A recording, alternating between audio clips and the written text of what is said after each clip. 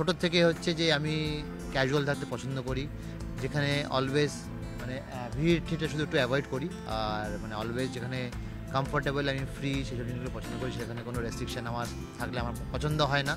তো সেই কারণে হয়তো আমি সেটাকে আর অন্যরা হয়তো চেঞ্জ করে ফেলে বা অটোমেটিক চেঞ্জ হয়ে যায়, সেগুলো আমি হয়তো করতে পারিনি বা আসে না।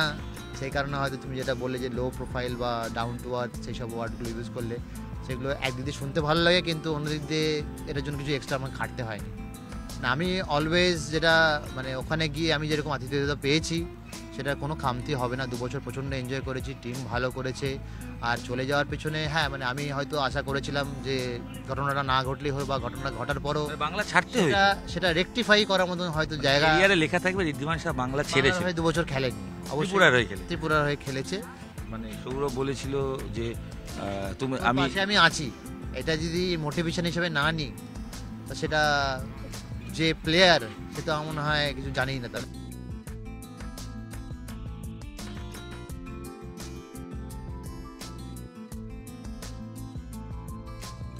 অবসর নিলেন সুপারম্যান।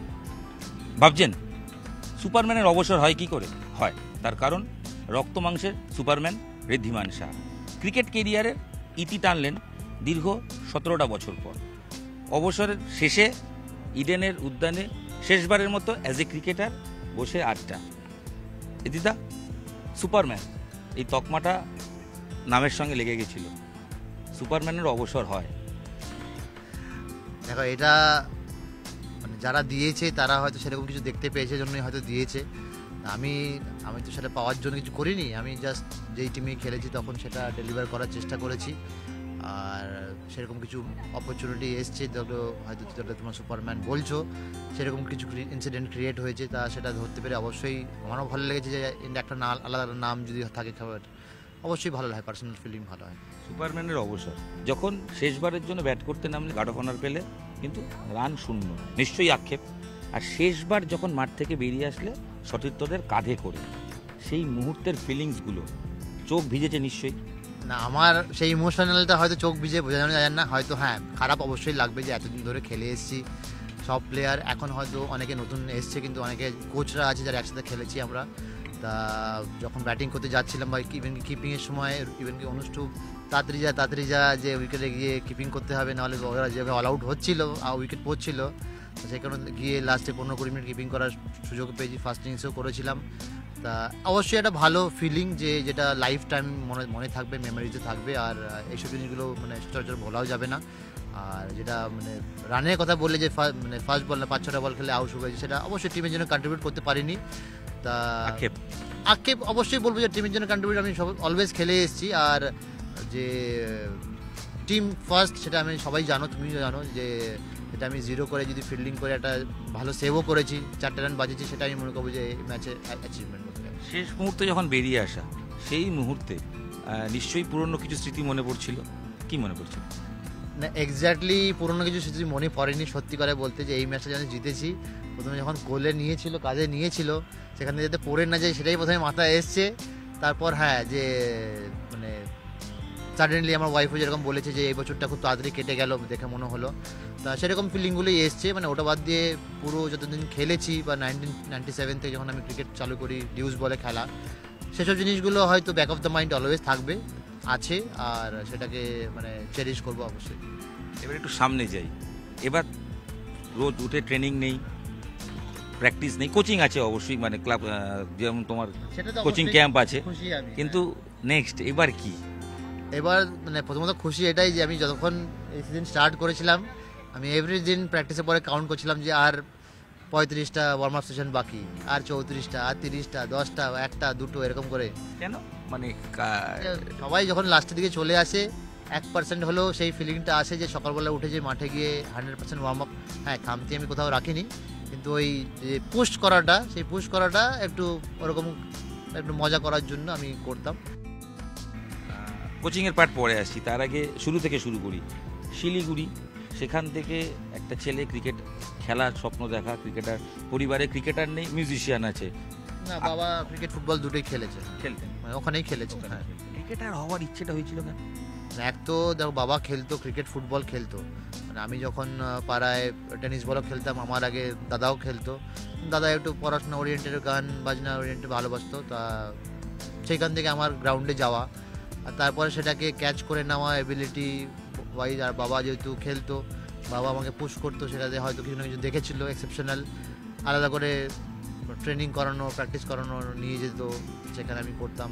তা সেসব সময় তো অলওয়েজ মাথায় তো থাকবে। Wriddhiman Saha always low profile, জীবনের কেরিয়ারে শেষ ম্যাচ খেলছে, আলাদা কোনো শো অফ নেই, সব কিছু এই যে ডাউন টু আর্থ। 40টা টেস্ট খেলার পরও ঋদ্ধিমান শাহ স্কুটার করে ধর্মতলা থেকে বা ময়দান চত্বরে চলে যেতে পারে ঠান্ডা গাড়ি ছাড়া।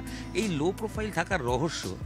লো প্রোফাইল হাই প্রোফাইলটা দেখো ডিসাইড কিন্তু যে হয় সে করে না, অন্য লোকেরাই হয়তো করে, কিন্তু যারা করছে এখন তারা কিছু কিছু হয়তো ডিফারেন্সেস অন্যদের মধ্যে হয়তো দেখতে পাচ্ছে। কিন্তু আমার ছোটোর থেকে হচ্ছে যে আমি ক্যাজুয়াল থাকতে পছন্দ করি, যেখানে অলওয়েজ মানে ভিড় ঠিটা শুধু একটু অ্যাভয়েড করি, আর মানে অলওয়েজ যেখানে কমফোর্টেবল আমি ফ্রি সেসব জিনিসগুলো পছন্দ করি, সেখানে কোনো রেস্ট্রিকশান আমার থাকলে আমার পছন্দ হয় না। তো সেই কারণে হয়তো আমি সেটাকে আর অন্যরা হয়তো চেঞ্জ করে ফেলে বা অটোমেটিক চেঞ্জ হয়ে যায়, সেগুলো আমি হয়তো করতে পারিনি বা আসে না। সেই কারণে হয়তো তুমি যেটা বললে যে লো প্রোফাইল বা ডাউন টু আর্থ সেই সব ওয়ার্ডগুলো ইউজ করলে সেগুলো একদিক দিয়ে শুনতে ভালো লাগে, কিন্তু অন্যদিক দিয়ে এটার জন্য কিছু এক্সট্রা আমার খাটতে হয়নি। ইন্ডিয়ার ড্রেসিং রুম শেয়ার করার অভিজ্ঞতা, ঋদ্ধিমান শাহর সেই যদি মেমোরি বলি, বেস্ট মেমোরি কোনটা? ডেবিউতে যদি খুব ভুল না করি, স্মৃতি ঘেটে দেখি ডেবিউতে 0 ছিল। ডেবিউতে ফার্স্ট ইনিংস 0, আর সেকেন্ড ইনিংস হয়তো 36 করেছিলাম। তা সেটা অবশ্যই একটা মেমোরেবল ইনিংস তো আছেই, মানে মেমোরেবল ম্যাচ বলতে পারো বা মেমোরেবল দিন বলতে পারো। আর ওটা বাদ দিয়ে আরও অনেকগুলোই আছে হয়তো, তিনটে আমি তিনটে ইন্ডিয়া টিমের 40টা টেস্ট, সঙ্গে ওডিআই আছে 9টা, এই তার মধ্যে যদি তিনটে মেমোরি এটা মনে পড়ছে। একটা তো ডেবিউ যে সচিনের হাতে ক্যাপ নেওয়া সেটা থাকবে, আর হচ্ছে মানে ফার্স্ট 100 সেটাও থাকবে, আর কিছু কিছু এক্সেপশনাল যেটা টার্নিংটাকে কিপিং করেছি সেসব ইনসিডেন্টগুলো কিছু মনে থাকবে। আইপিএল সেঞ্চুরি ফাইনালে করার পরেও ট্রফি জিততে না পারা, এই আক্ষেপ থেকে যাবে? এটা অবশ্যই, যে মানে খেলার সময় এরকম হয়েছিল যে ফাইনালে 200 মতন চেজ করা টাফ, মানে সেরকম সিনারিও যাচ্ছিল, কিন্তু হয়তো আমি মনে মনে কিছুটা প্রিপেয়ারও হয়ে গেছিলাম যে কি কোয়েশ্চেনটা আসতে পারে ইন্টারভিউয়ের জন্য, সেটাও প্রিপেয়ার করে ফেলেছিলাম। কিন্তু আলটিমেটলি হ্যাঁ মানে ওই যখন ব্রেক ছিল মাঠে নেমে গেল সেটা হয় না, কিন্তু হ্যাঁ যে খেলার কথা কিছু ঠিক নেই। তো আলটিমেটলি ওরা বেটার খেলেছে জন্য জিতেছে। হ্যাঁ অবশ্যই যে ফাইনালের কাছে গিয়ে নিজে পারফরমেন্স করেছি, আলটিমেটলি হয়নি, একটু তো খারাপ লেগেছে। প্রাপ্তি এইগুলো, আক্ষেপ যেগুলো রইল?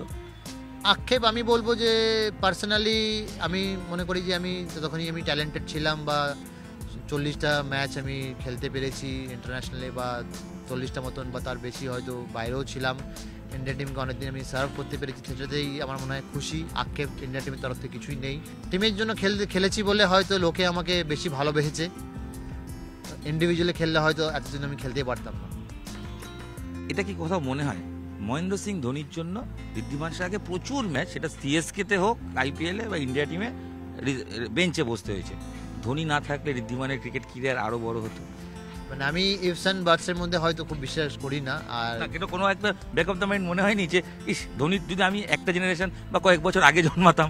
বলছি না, সেটা হয়তো 19-20 অনেকেই বলেছে, মাথায় দিয়েছে, কিন্তু আমি প্রেজেন্টে থাকতে অলওয়েজ বিশ্বাস করি। আর ধোনির মতো ঈর্ষা হয়নি? না, একদমই হয়নি, কারণ শেখার অনেক কিছু আছে, মানে অলওয়েজ পজিটিভ। আর এত কিছু অ্যাচিভ করেছে অ্যাজ এ ক্যাপ্টেন, সেই সময় সব জায়গায় ছিল, ইন্ডিয়া টিমে, সিএসকেতেও। এখন তাকে সরিয়ে ভাবনা চিন্তাই করা যায় না। তা যতখানি সেখান থেকে নেওয়ার আমি নিয়েছি, যেটা পরবর্তীকালে কাজে লেগেছে। কিন্তু আজকেও মানে অবসরের প্রাঙ্গণে দাঁড়িয়েও বিতর্ক নেই, কেরিয়ারেও বিতর্ক হয়েছিল। যেভাবে ইন্ডিয়া টিম থেকে বাদ পড়তে হয়েছিল, কোটানকোট বাদ, রাহুল দ্রাবিড় ডেকে বলে দিয়েছিল যে তোমাকে ভাবছি না, অন্য কাউকে ভাবছি। সেই অধ্যায় কালীঘাট মাঠ আজও মনে আছে, যেখানে সৌরভ গাঙ্গুলির একটা কনভারসেশন বা একটা প্রতিশ্রুতি, যাই বলি না কেন, সেটা ঋদ্ধিমান শাহ প্রতিশ্রুতি, মানে আমি সেটাকে অ্যাজ এ মোটিভেশনই হয়তো দেখেছি জন্য সেটাই হয়তো আমি জানিয়েছিলাম। এখন সেটা দিয়ে 19-20 অনেক কিছু হয়েছে। মানে সৌরভ বলেছিল যে তুমি আমি আছি, এটা যদি মোটিভেশন হিসেবে না নিই তা সেটা যে প্লেয়ার সেটা আমার মনে হয় কিছু জানি না। তাহলে সেদিন দাঁড়িয়ে মনে হয়েছিল যে বাদ পড়াটা সঠিকভাবে হয়নি, আজকে এটা মনে হয় তো ইন্ডিয়া টিমে যখন পড়েছি আমি অলওয়েজ মানে রাহুল দ্রাবিড়কেও বলেছি, সেই সময়ও বলেছি, ইভেন কি যখন চেতন শর্মা ছিল ওনাকেও বলেছি যে ওনাদের ডিসিশন, টিম ম্যানেজমেন্ট ডিসিশন ওনাদের হতেই পারে, কিন্তু কখন কি করব সেটা তো আমার ডিসিশন। আমার আইপিএল আছে, ডোমেস্টিক আছে, যতদিন ক্রিকেট ভালো লাগা দিয়ে স্টার্ট করেছি ভালো লাগা দিয়ে শেষ করব। এখন সেটা আমি এখন টিম কম্বিনেশনে যদি না থাকি, লং টার্মে যদি কাউকে দেখছে সেটা তাদের চয়েস, কিন্তু আমার চয়েস আমার খেলাটা হাতে। ওই বিতর্কিত অধ্যায় না হলে ভালো হতো।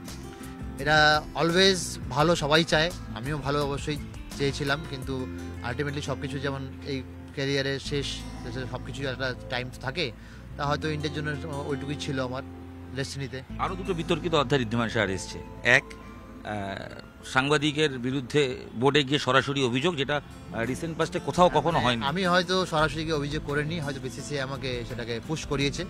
তা আমার শুধু বলার ছিল যে যেরকম ইনসিডেন্টটা ঘটেছিল সেটা এতদিন খেলার পর কোনো প্লেয়ারকে যদি শুনতে হয়, বা সেটা হয়তো প্রাপ্য নয় কোনো প্লেয়ারের পক্ষে, বা এতদিন খেলা প্লেয়ারের পক্ষে, সেটা মানে হয়তো আমি সেটা হয়তো ডাইরেক্টলি কিছু করতে বলিনি, কিন্তু সেটাকে ঘুরিয়ে ফিরিয়ে হয়তো পাবলিক বা মিডিয়া বা বলো বা যারা রেনাউন্ড ক্রিকেটার তারা হয়তো এগিয়েছে, সেটা হয়তো আরও মিটমাট হয়ে গেছে।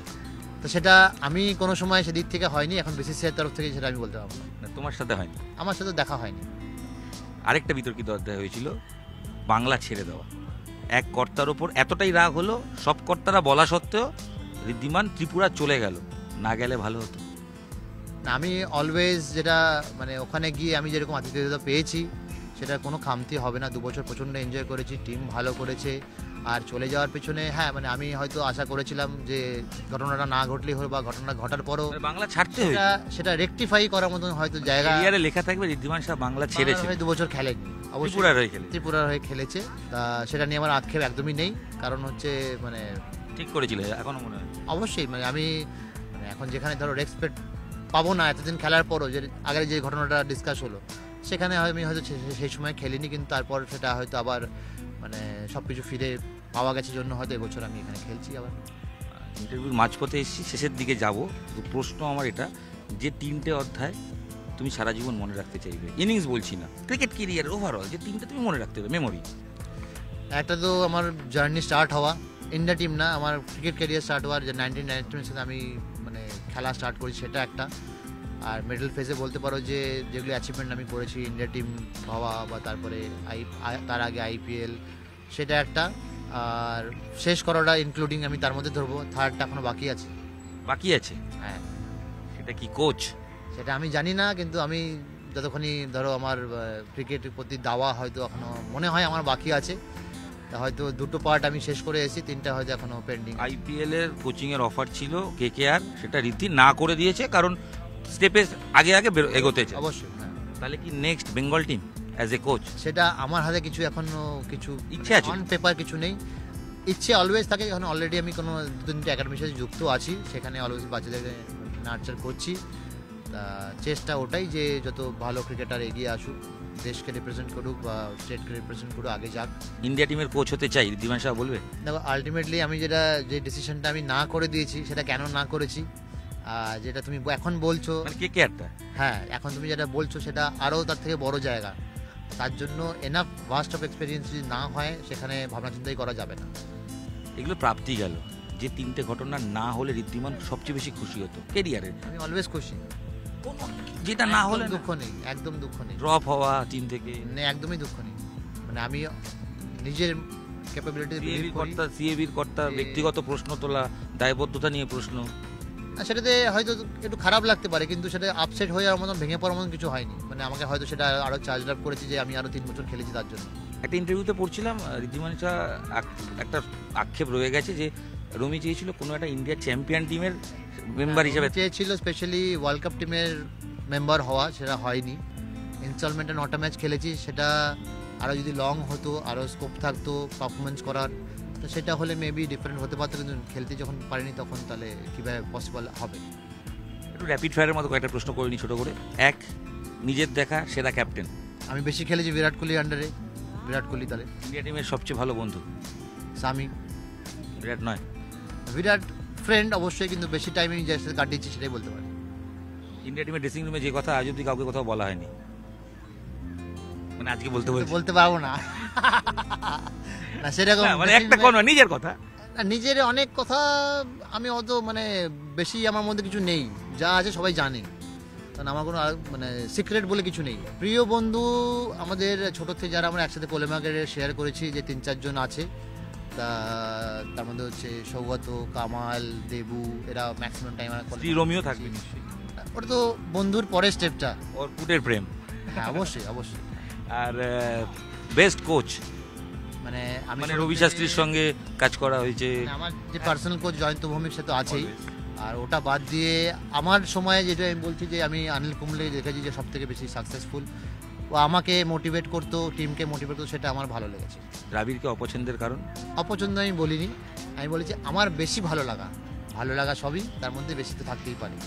দ্রাবিড়ের প্রতি ওয়ান লাইনার কথা হয়, SMS এসছে মানে এই রিটায়ারমেন্টের পর? এখন অবধি হয়নি, তা মানে মেবি হতেও পারে, পরবর্তীতে দেখা হলেও মানে সেটা অবশ্যই ভালোভাবেই কথা হবে।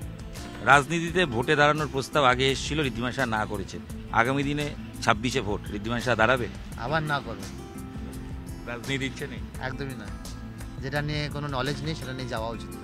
ঋদ্ধিমান শাহ অবসর জীবনে শেষে এসে ক্রিকেট কেরিয়ারে বললাম রক্ত মাংসের মানুষ, সুপারম্যান, অবসর নিতে হয়, নিচ্ছেন, তবে ফিরে আসবেন ছোট্ট একটা বিরতির পর, সেটা সম্ভবত কোচের ভূমিকা। আপাতত এই ভিডিও এখানেই শেষ। নিউজ 18 বাংলা ডিজিটাল, আপনাদের সঙ্গে আমি ইরণ রায় বর্মন ছিলাম। দেখা হচ্ছে পরবর্তী ভিডিও। ধন্যবাদ।